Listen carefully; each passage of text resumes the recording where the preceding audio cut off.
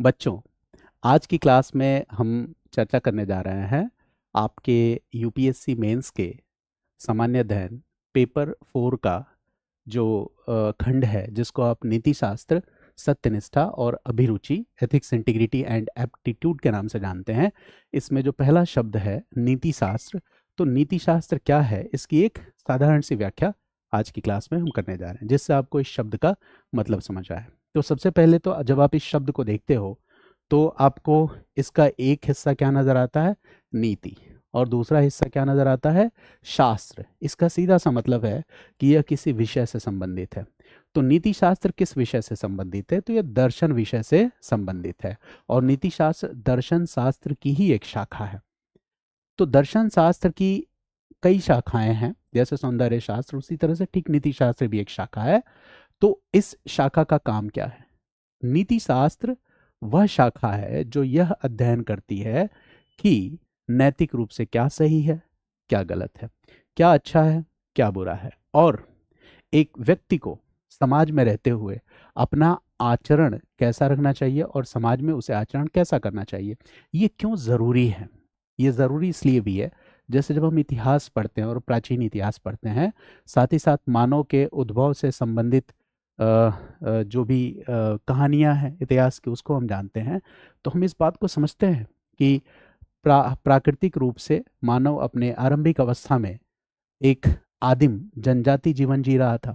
फिर धीरे धीरे जनजातियों से आगे बढ़कर एक ग्राम समाज, फिर उसके बाद सामुदायिक जीवन, फिर उसके बाद हमने देखा कि नगरीय केंद्रों का विकास हुआ, धीरे धीरे राज्यों का विकास हुआ। तो यह एक बहुत ही लंबी प्रक्रिया है। यानी कि विषय के रूप में दर्शन शास्त्र का आना और दर्शन शास्त्र के रूप में, दर्शन शास्त्र की एक शाखा के रूप में नीति शास्त्र का आना, ये बहुत हजारों साल बाद की घटना है। यानी जब ये विषय नहीं थे तो भी समाज में एक व्यवस्था थी। तो समाज में वो व्यवस्था कैसे बनी हुई थी? तो समाज में जो भी व्यवस्थाएं बनी, कुछ मूल्य विकसित हुए। वो मूल्य हजारों साल में विकसित हुए। जब मानव एक समुदाय में रहने लगा तो समुदाय की ज़रूरतों के अनुसार धीरे धीरे मूल्य बनने लगे।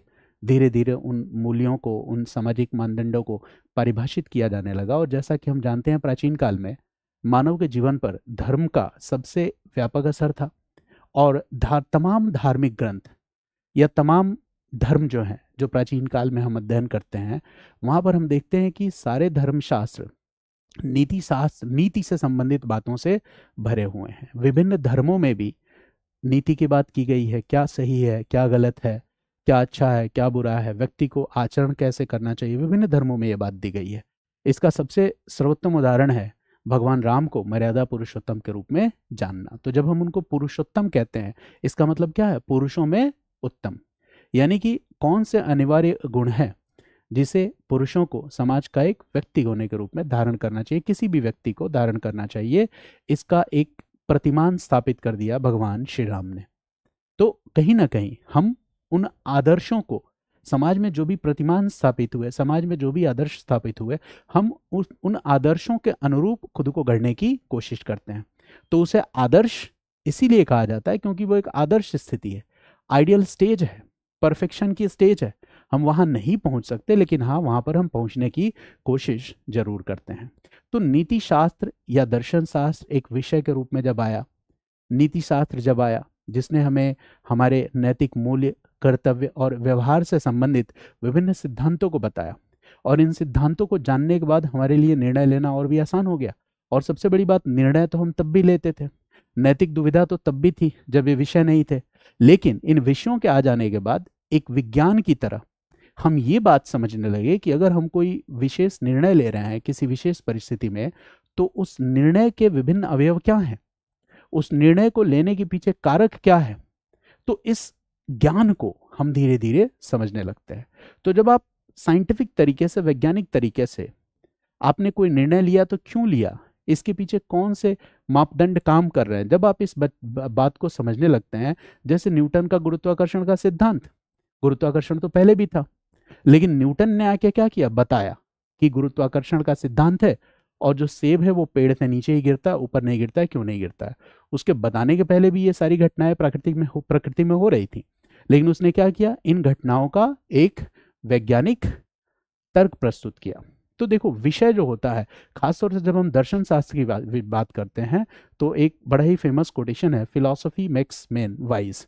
दर्शन शास्त्र से व्यक्तियों में क्या बढ़ती है, बुद्धिमत्ता बढ़ती है। तो बुद्धिमत्ता बढ़ने का मतलब क्या है, बुद्धिमत्ता बढ़ने का मतलब ही है कि हमें ये पता है कि हमारे जो मानव आचरण है, इस मानव आचरण को निर्देशित करने के पीछे कौन से प्रेरक तत्व या कौन से प्रेरक कारक हैं। हमारे जो भी मानव आचरण है वो वैसे ही कोई रैंडम या अचानक से होने वाली कोई घटना नहीं है, उसके पीछे एक विज्ञान काम करता है। तो एथिक्स को जब हम एक विषय के रूप में पढ़ते हैं तो शायद हम इस बात को बेहतर समझ सकते हैं कि भाई ये जो विज्ञान काम करता है, ये विज्ञान आखिर कैसे काम कर रहा है। तो नीति शास्त्र क्या है, नीति शास्त्र दर्शन शास्त्र की एक शाखा है। इस शाखा का काम क्या है, तो यह अध्ययन करती है कि क्या नैतिक रूप से सही है, क्या गलत है, क्या अच्छा है, क्या बुरा है, और व्यक्ति को कैसा आचरण करना चाहिए।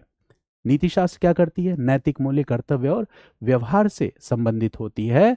और नीति शास्त्र को पढ़ने के बाद हम ये बात समझ पाते हैं कि हमारे निर्णय केवल कॉन्वेनियंस, सुविधा या इमोशंस या भावनाओं के आधार पर नहीं है, बल्कि कुछ सिद्धांतों के आधार पर है। और वो सिद्धांत क्या है, ये विषय को जानने के बाद हम उन सिद्धांतों को भी बेहतर ढंग से समझ सकते हैं। तो नीति शास्त्र एक डिसिप्लिन है, एक अनुशासन है, एक विधा है, जो व्यक्तिगत और सामूहिक व्यवहार की नैतिक स्वीकार्यता और कर्तव्य के दृष्टिकोण से हम जो भी नैतिक आचरण कर रहे हैं, उस नैतिक आचरण की समीक्षा करता है। तो एक विषय के रूप में इसका बहुत ही व्यापक महत्व है। अब अगली बात यह है कि नीति शास्त्र को जीएस पेपर 4, सामान्य अध्ययन पेपर 4 में एथिक्स, इंटीग्रिटी और एप्टीट्यूड के रूप में शामिल किया गया। तो इसके पीछे क्या कारण है, वर्ष 2013 से यह हमारे सिलेबस का हिस्सा है।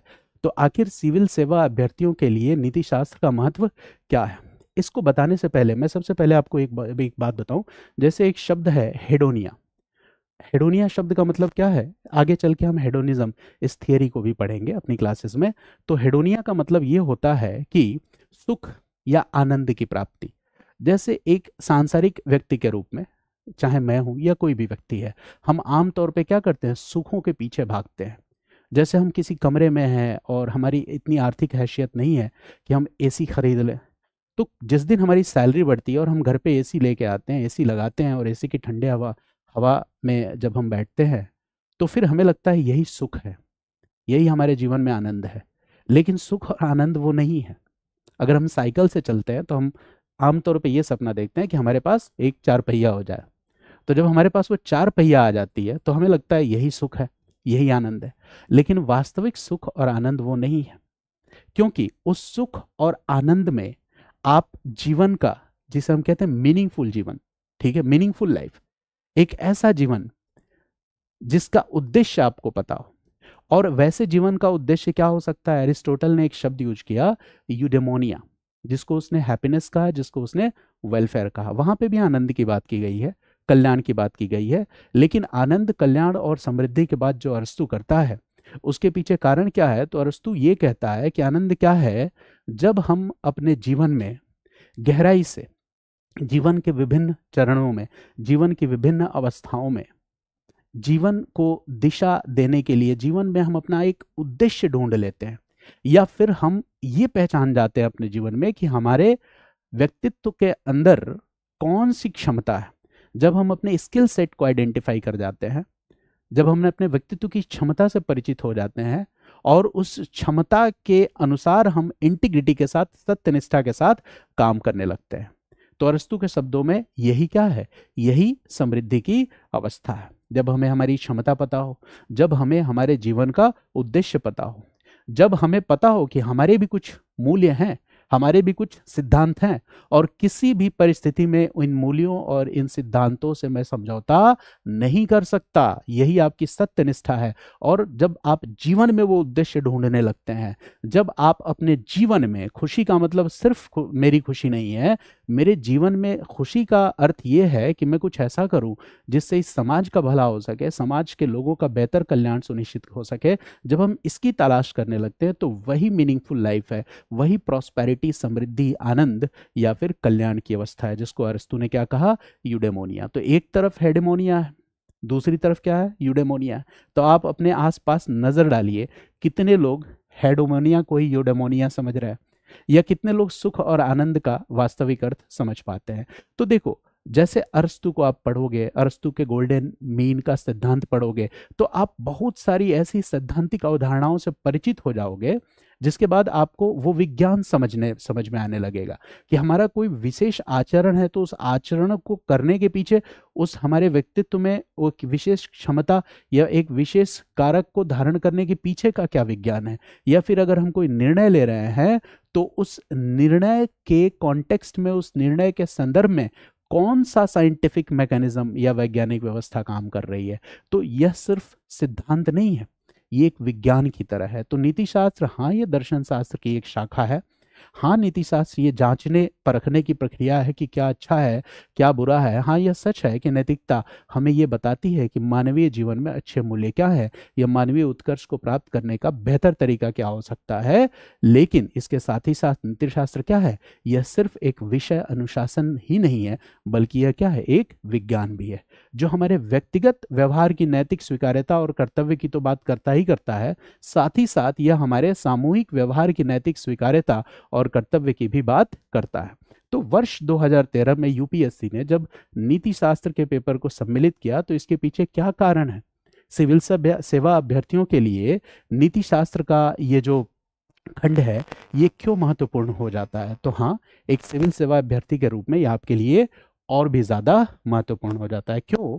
क्योंकि नीति शास्त्र की एक बेहतर समझ क्या करेगी, तो प्रशासन में किस तरह के प्रशासन को बढ़ावा देगी, तो नैतिक प्रशासन को प्रोत्साहन देगी।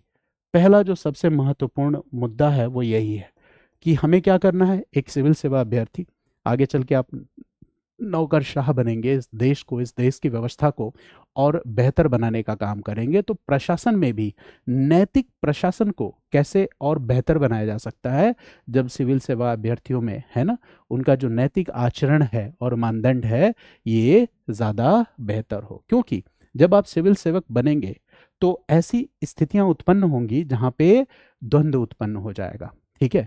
और उन द्वंद्वों को आप सफलता से कैसे सुलझा लेते हो, ये बुद्धिमत्ता विकसित करेगा नीति शास्त्र।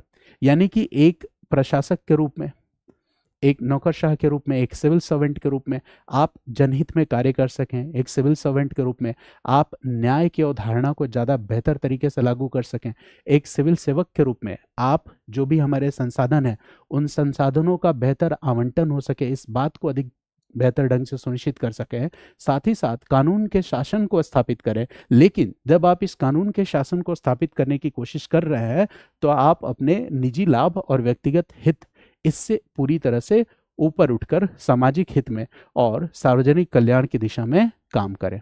तो इससे क्या होगा, अगर आप इस तरह से काम करेंगे तो इससे क्या होगा, प्रशासन में विश्वास और वैधता का निर्माण होगा।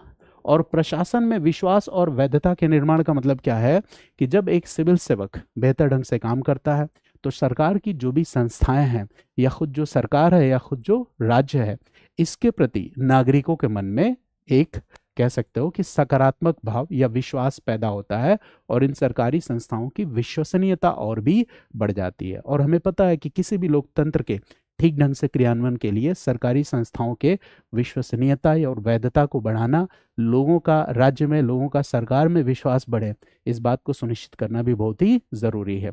तो एक सिविल सेवक के रूप में शायद आप इस बात को भी बेहतर ढंग से सुनिश्चित कर पाएंगे। और सबसे बड़ी बात है कि चाहे आपका निजी जीवन हो और चाहे आपका सार्वजनिक जीवन हो, तो चाहे आपका निजी जीवन हो या फिर सार्वजनिक जीवन हो, निजी और सार्वजनिक दोनों ही जीवन में तमाम बारंबार अनेकों बार ऐसी स्थिति उत्पन्न होगी जहां पर आपको नैतिक दुविधा होगी, और यह नैतिक दुविधा उत्पन्न होगी निर्णय लेने के क्रम में।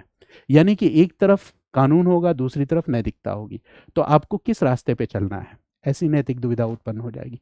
कई बार एक तरफ आपके उच्च अधिकारियों का आदेश होगा, दूसरी तरफ आपकी अंतरात्मा की आवाज होगी। किसी मंत्री, किसी मुख्यमंत्री का आदेश होगा, दूसरी तरफ आपकी अंतरात्मा की आवाज होगी। तो आप कौन सा निर्णय लेंगे, इसके लिए एथिक्स का पेपर आपको तैयार करता है। कई बार एक तरफ आपकी शासन के लिए निष्ठा होगी, वहीं दूसरी तरफ जन कल्याण होगा।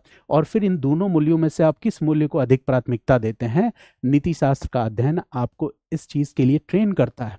तो हमें क्या होता है, हम जब किसी भी दुविधा में होते हैं तो निर्णय तो कई सारे होते हैं, हम कोई भी निर्णय ले सकते हैं, लेकिन उन निर्णयों में से सबसे बेहतर निर्णय कौन सा है, और वो निर्णय हमने वो निर्णय ही क्यों लिया, इसके पीछे का विज्ञान समझने के योग्य बनाता है नीति शास्त्र। तो कुल मिला कर हम कहते हैं कि अगर हमने नीति शास्त्र विषय का सिविल सेवा अभ्यर्थियों ने ठीक ढंग से अध्ययन किया तो इसका मतलब यह है कि उनके अंदर भावनात्मक बुद्धि का विकास होगा, उनके अंदर नैतिक बुद्धिमत्ता का विकास होगा। यानी कि ऐसी स्थिति में भावनात्मक बुद्धिमत्ता और नैतिक बुद्धिमत्ता, इन दोनों का विकास होगा। तो नीति शास्त्र का इस दृष्टिकोण से भी एक महत्वपूर्ण स्थान है।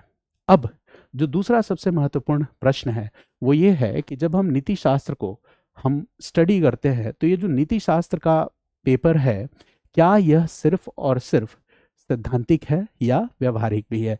ये एक बहुत ही महत्वपूर्ण डिबेट है जिसपे हमें समझने की आवश्यकता है। तो देखो, जब हम नीति शास्त्र की बात करते हैं तो एक तरफ तो इसका सैद्धांतिक पक्ष भी है और दूसरी तरफ इसका व्यवहारिक पक्ष भी है। इस बात को आप ठीक ढंग से समझ लीजिए। यानी नीति शास्त्र सिर्फ सिद्धांत नहीं है, इस सिद्धांतों का एप्लीकेशन भी है और अनुप्रयोग भी है। तो हमें नीति शास्त्र का मतलब दोनों का मिक्स, दोनों का मिश्रण, सिद्धांत भी पढ़ने हैं और दूसरी तरफ क्या पढ़ना है, उनका अनुप्रयोग भी पढ़ना है। यह केवल सिद्धांत नहीं है, लेकिन हाँ, सिद्धांत इसका एक बड़ा हिस्सा है कि हमें उन सिद्धांतों को समझना है, उसके बाद हम अनुप्रयोगों को समझेंगे। तो सिद्धांत में जैसे अगर हम मोटे मोटे दो हिस्सों में बांट दूं नीति शास्त्र को, जिसका पहला हिस्सा सिद्धांत हो, तो देखो जैसे दर्शन शास्त्र की शाखा नीति शास्त्र है, वैसे ही नीति शास्त्र की कई अन्य शाखाएं हैं। कई अन्य शाखाओं में जैसे एक शाखा जो है जिसको हम डिस्क्रिप्टिव एथिक्स कहते हैं, वर्णनात्मक नीति शास्त्र कहते हैं, साथ ही साथ इसको कंपैरेटिव एथिक्स भी कहा जाता है, तुलनात्मक नीति शास्त्र। क्यों कहा जाता है इसके बारे में हम बाद में अध्ययन करेंगे। इसके अलावा जो दूसरा खंड है वो नॉर्मेटिव एथिक्स का है, और उस नॉर्मेटिव एथिक्स के भी अलग अलग खंड हैं, जिसमें डिओन्टोलॉजिकल एथिक्स, टेलियोलॉजिकल एथिक्स और वर्चू एथिक्स है। इसके बाद जो तीसरा खंड है वो मेटा एथिक्स है। जब हम नॉर्मेटिव एथिक्स को पढ़ रहे होते हैं, इसमें हम डिओन्टोलॉजिकल एथिक्स को पढ़ रहे होते हैं, तो वहां पे हम कांट को पढ़ते हैं, कांट के कैटेगोरिकल इंपेरेटिव सिद्धांत को पढ़ते हैं। जब हम दूसरा खंड जो है टेलियोलॉजिकल एथिक्स, उसको पढ़ रहे होते तो उसमें बहुत सारे सिद्धांत हैं, जिसमें यूटिलिटेरियनिज्म उपयोगितावाद का सिद्धांत है, हेडोनिज्म सुखवाद का सिद्धांत है, इगोइज्म स्वार्थवाद का सिद्धांत है, एस्थेटिज्म विरक्तिवाद का सिद्धांत है, तपस्वीवाद का सिद्धांत है, एल्ट्रुइज्म परोपकारवाद या निस्वार्थता का सिद्धांत है। वहीं तीसरा जो शाखा है वो है मेटा एथिक्स, और मेटा एथिक्स का मतलब होता है कि नीति शास्त्र का दर्शन। जब हम ये पढ़ते हैं तो वो है मेटा एथिक्स। तो मेटा एथिक्स पढ़ते हुए हम नेचुरलिज्म, प्रकृतिवाद, गैर प्रकृतिवाद, नॉन नेचुरलिज्म, प्रेस्क्रिप्टिविज्म जैसे सिद्धांतों को पढ़ेंगे। तो देखो, अभी फिलहाल मैंने केवल नाम लिया कि इसके अलावा भी और बहुत सारे सिद्धांत हैं। तो जब हम इन सिद्धांतों को समझेंगे तब हम इस बात को समझ पाएंगे कि हमारे निर्णय किन सिद्धांतों से प्रेरित है। तो इसीलिए सिद्धांत का अध्ययन, थ्योरीज का अध्ययन तो जरूरी है ही है, और एथिक्स का एक बड़ा ही महत्वपूर्ण अवयव क्या है, ये सारे के सारे सिद्धांत हैं। वहीं दूसरी तरफ इसका एप्लीकेशन और अनुप्रयोग भी है। जैसे देखो, पर्यावरण का मुद्दा हो तो पर्यावरणीय नीति शास्त्र हो गया, ठीक है, बायो एथिक्स हो गया, है ना, जैव नीति शास्त्र हो गया, उसी तरह से क्लिनिकल एथिक्स हो गया। इसी तरह से हम अगर दूसरा शब्द यूज करें तो इकोनॉमिक्स में, बिजनेस में, ऑर्गेनाइजेशन में, मतलब हमारे सामाजिक, आर्थिक, राजनीतिक जीवन का कोई भी ऐसा अंग नहीं है जहां नीति शास्त्र एक महत्वपूर्ण हिस्सा नहीं हो। और सिविल सेवा अभ्यर्थियों के लिए नीति शास्त्र क्यों जरूरी है, तो इसका एक सीधा सा मतलब है कि जब आप प्रशासन में जाएंगे तो उसका एक एडमिनिस्ट्रेटिव एथिक्स, वो भी एक पार्टिकुलर डोमेन होता है, एक विशेष हिस्सा होता है, तो उसे भी तो हमें जानने समझने की जरूरत है।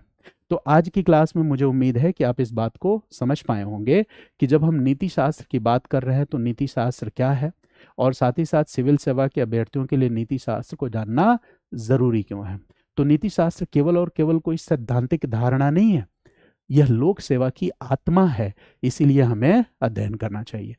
एक सिविल सेवा अभ्यर्थी को इसका अध्ययन क्यों करना चाहिए, क्योंकि जिस राह पे वो जाएगा, भविष्य में चयन होने के बाद उसके समक्ष जो चुनौतियां आएंगी, उन चुनौतियों के लिए वो अभी से अपने आप को तैयार कर रहा है। यानी कानून से आगे कि जब आप प्रशासन का हिस्सा बनोगे, लॉ, रूल ऑफ लॉ को आप मतलब विधि के शासन को लागू करने की कोशिश करोगे, तो उसके पहले अचानक से बुद्धिमत्ता एक ऐसा गुण है जिसका विकास अचानक से नहीं होता है। ये इसको विकसित होने में ये क्रमिक विकास होता है बुद्धिमत्ता का। तो धीरे धीरे हम अपने दिमाग को, अपने मस्तिष्क को प्रिपेयर कर रहे हैं, हम उस अवस्था के लिए खुद को तैयार कर रहे हैं। और ये सारी चीज़ें जब आप ट्रेनिंग में जाओगे तो ये आपको सिखाई जाएंगी, लेकिन आप उस अवस्था के लिए अपने आप को पहले से तैयार कर रहे हो कि भाई अभी मेरा जो लाइफ है वो प्राइवेट लाइफ है, तो कल को जब मैं पब्लिक लाइफ में जाऊं और मेरे सामने जो नैतिक दुविधा आए, तो उन सभी नैतिक दुविधाओं में मैं सही निर्णय ले सकूं और सत्य निष्ठा के साथ अपने कर्तव्यों का निर्वहन कर सकूं। तो हमारे निर्णय में ज़्यादा स्पष्टता आ जाएगी और साथ ही साथ हम किसी भी निर्णय के पीछे के विज्ञान को भी समझ पाएंगे। तो हमारा जो ज्ञान है वो विवेक में कैसे बदल जाए, ज्ञान का विवेक में बदलना बहुत ज़रूरी है, क्योंकि आगे चल के जब आप ब्यूरोक्रेट बनोगे, नौकरशाह बनोगे, है ना, तो आपके हाथ में कुछ शक्तियां होंगी। तो जब तक आपका ज्ञान विवेक में नहीं बदल जाए, आपका ज्ञान अगर विवेक में बदलता है, आपके अंदर बुद्धिमत्ता का विकास होता है, तो आपके हाथ में जो शक्ति होगी उस शक्ति को सार्वजनिक कल्याण या जन कल्याण के उद्देश्यों से आप संचालित कर सकोगे। इसीलिए नीति शास्त्र का अध्ययन हमारे लिए ज़रूरी है। तो आज की वीडियो में आप समझ पाए होंगे, या शायद आप इसके परिभाषा को बेहतर ढंग से लिख सकते हैं। आप सभी का बहुत बहुत धन्यवाद।